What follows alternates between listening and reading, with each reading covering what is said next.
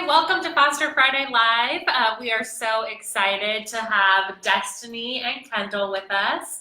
And today we're talking all about the bio family and foster families relationship. How do you build a healthy relationship and support each other through the time that the child is in your home? Hey, Whitney, thanks for joining us. So I'm going to let y'all just introduce yourselves really quick and tell us a little bit about kind of your role. Okay, I'm Destiny. I'm the biological mom. I'm Kendal, farmer, so I just introduced myself, but I was foster mom. Okay, so as you guys have questions, and I hope you'll let us know that you're here, just leave us a comment for either Destiny or Kendal. But Destiny, as you know, we kind of talked about Kendal's experience in another video, but tell us a little bit about your experience kind of at the beginning of this journey. We know it was hard, and you've already told us a little bit about that, but and then how you met the foster family. Okay, I mean it was really hard. It was the worst time of my life. But I remember meeting John at the first court date, and I know he came up to me and he introduced himself, and I heard already that a lot of foster parents didn't come to court, so that was interesting. And then he said Ava was really smart and that it seemed like she had a lot of one-on-one care. So that was nice. That was a nice compliment. And then he gave me his phone number and we were able to talk. So it's nice getting to know them at the beginning.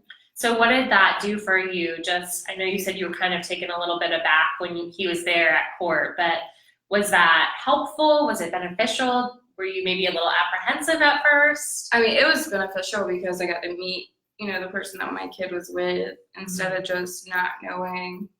It's better knowing. Yeah.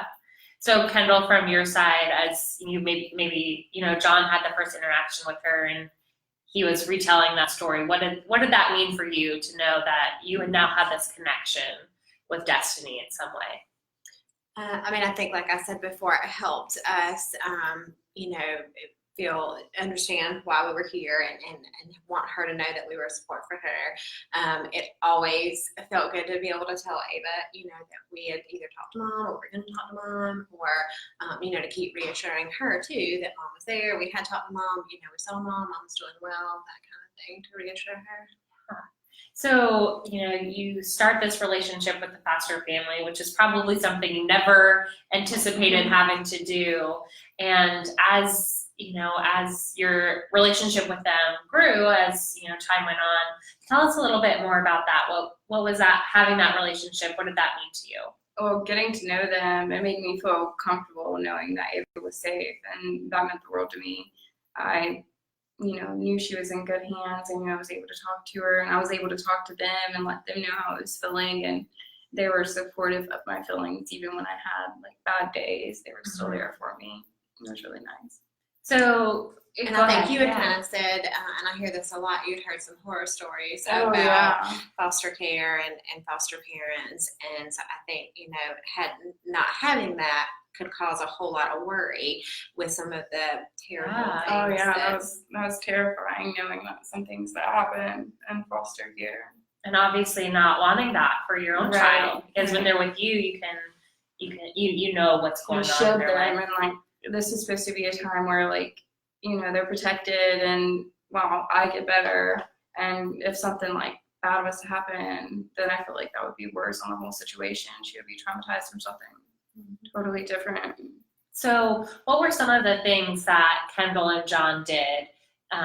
We talked about phone calls and sending photos. What were some of the things that helped you continue building your bond with Ava while she was not in your home? Well, they let me come trick-or-treating with them, and they set up something special for Christmas where we were able to go and do gifts, and they did let me call and check on her. They just kept in constant communication and let me know. Even if I wasn't able to talk to her that day, I was able to text them and ask how she was doing. I think we were able to get you to a couple doctor's appointments. That was kind of challenging just because we ended up last minute. But if we could work it out, she would come so she could participate in that. So obviously during that time, Ava was in your home. What did you see as the benefits for Ava of having mom so connected? I think, we were talking earlier, Kaylee was kind of asking about it, and we were talking about how Ava was, very well behaved and never had an issue. And so you hear that a lot. I think foster children struggle, and imagine how hard it would be for us if we only got to see mom or talk to her twice a month and we worried about her and didn't know. I think that can cause additional struggles for them. So I think it's always a benefit that she could talk to her at night and she knew she was okay. And Destiny always tried really hard to make sure, even if she was having a hard day, that Ava heard her positive, so that she was upbeat and had good thoughts about it. Yeah. Hey, Carly, thanks for joining us. We're glad you're here. And your relationship continued to grow, and you guys were successfully reunified. What was that day like for you when Ava finally came home?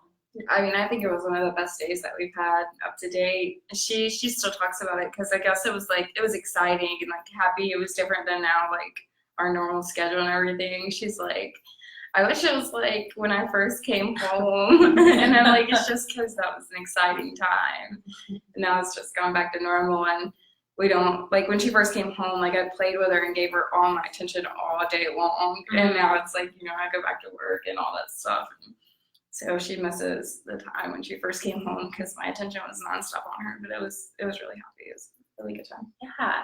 And you obviously have maintained your relationship with Ava's foster family. So why did you choose to continue that relationship, or what benefit does that have for you, and what benefit does that have for Ava?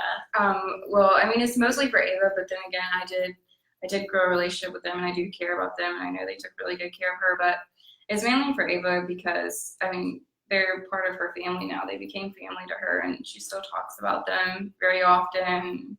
And she loves John. She's very attached to John. So Yeah. And so, we already talked about this a little bit, but Kendal, tell us, what does that mean to you that you still get a relationship with this child that you obviously love? I think it's just that. It's just like for Ava, getting to know that, she's still there. We're still here. That she didn't completely lose that, and neither did we. So knowing that, we're here for her, and our girls get to still see her and see that she's doing well, that means a lot to them too. Yeah. So what does your relationship look like now? Obviously it's different, but what does that relationship look like, or that communication between you now that Ava's back in your home? Well, I think it's more, I don't guess it's formal as it used to be. It's just she'll ask to call every now and then. She's asking to call, and so she'll call and talk to us. And she wanted to go to the lake, so Destiny came too, went to the took her to the lake, and she's come and spent a couple of weekends with us. She always is very excited when it's time to come back home. Yeah. She was with us last weekend. When Sunday rolled around, she knew that was her day to go back home, and all day, I'm going back home today. I'm going back home today. Yeah, we're going back home today. So if you had advice for other foster families that maybe aren't as wonderful as Kendal and John, or maybe they are super wonderful, but they're just they don't have a relationship with their kids' families, what would maybe be your advice to them? Well, it's important to have some, if they don't feel comfortable enough to do phone calls or whatnot, I think it's important to let the kid know that the mom's doing well, and let the mom know that the kid's doing well, just so they both know that there's still a relationship there and that they will be going back home to their family. And I think it was really important for Ava to know that I was doing okay. I know she asked all the time how I was doing. So I think it's important for at least the foster parents to know how the mom's doing. Yeah.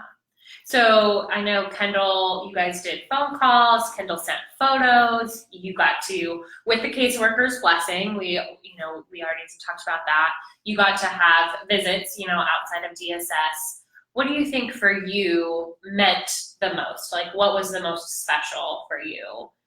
I think the relationship that I built with Kendal and John was the most special. Of course, getting to hear Ava and talk to her was special. Halloween was really special. Mm-hmm. But I think the most important thing is that we still have a relationship. We was able to build that so Ava doesn't feel like she lost another family that she grew close to. Yeah. And I hope she knows we love her like our own. So she messaged me the other day and said, can I put you as an emergency contact for the daycare? And I said, absolutely you can. Yeah. Yeah, we had to, I had to cut off family members, for myself and for Ava. So Ava still having a family is important. Yeah. So for those of you who don't know, Care to Foster is part of Fostering Great Ideas, and Fostering Great Ideas serves children in care, foster families, and has a policy wing. But one of the programs that they have is called Moms Matter, and anyone can refer to this program. Moms Matter is run by amazing Dina, who it's a support group for bio moms whose children are currently in foster care. Caseworkers can make referrals, foster families can make referrals, anyone can make referrals. Whitney, we'll get to your comment in just a second. But so this group of bio mom support is so important. And if any of them were watching, these moms who are working so hard to get their kids back, what would you be willing to give them a piece of advice as a mom who has been reunified? It feels like it's gonna take forever. Like, it feels like it's never ending, and like once it happens, once you're reunified, like you realize that it wasn't that long. Of course, like when you don't have your kid, it feels like the world's ending and you're never gonna be reunified. But once you get reunified, it doesn't feel like it was that long. Everything, you know, we still have a strong relationship. She still feels like the same child I had. So yeah. That's awesome. Thank you. And Whitney asks, she says, you're so brave at being vulnerable to come and tell your story and your perspective. She appreciates it. So thanks, Whitney. Just kind of as we wrap up, Kendal, maybe do you have advice or kind of last thoughts as we wrap up? I think I said earlier we did our video, and I've heard Dhestiny say the same thing. I think if both parties just have compassion and understanding, and I've heard her say that before, that meant a lot for us to treat her in a respectful way and to be respectful of her feelings. And I've heard her say too that, you know, other moms should not assume the worst of foster parents. I think if you go into it with a little bit of an open-minded heart, that goes a long way. And it may not all end this way, but it, you know, even if it had the potential for us to be a family for them, you know, long term, it's worth it. I think, Dhestiny, one thing that you've said that really stood out to me was, you know, we not treating bio family as maybe not the word villain, but you know, because we all need a little bit of help sometimes, and we all deserve the benefit of the doubt, or at least respect, because you know, we're all in this as people. Yeah.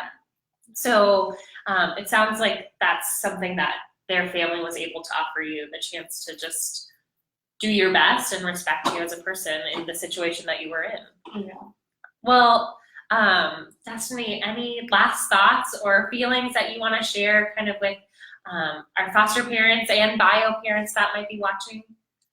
I think I covered most of it. Awesome. Well, thank you so much, both of you. I really appreciate it, taking time out of your very busy life and sharing their story. So thank you all for tuning in, and we will see you next week for Foster Friday Live. Bye.